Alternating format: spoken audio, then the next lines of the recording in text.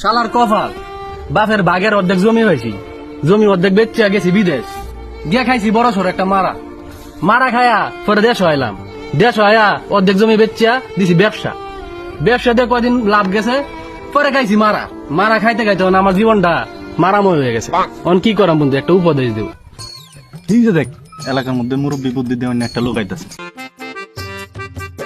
হের বুদ্ধি নিয়ে অনেক মানুষ মারা খায়া কোটিপতি হয়ে গেছে। হের বুদ্ধিটা তো গুণ নি তারস।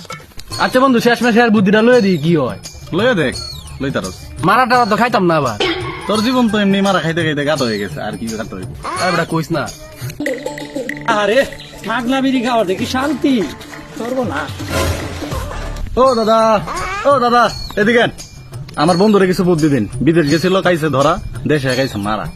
আপনি কিছু বুদ্ধি দেন যাতে কিছু হয়। আর কিতা বুদ্ধি দাম তোমরা রে, তোমরা যে ইতর একজনে তো বুদ্ধি দিছিলাম, সে অনগুলিস্তান বয়ে বয়ে বিক্রি। তোমারও বুদ্ধি একটা দিতাছি, ফুটকির মধ্যে আঙ্গুল দিয়া 3 মিনিট নিরাপত্তা পালন করো, বুদ্ধি অটোমেটিক বাইরে আইয়া পড়বো। দেখছস বন্ধু, এর লাগি তো মাইনছে কয় যে বুড়া মানুষ মাইনছে না।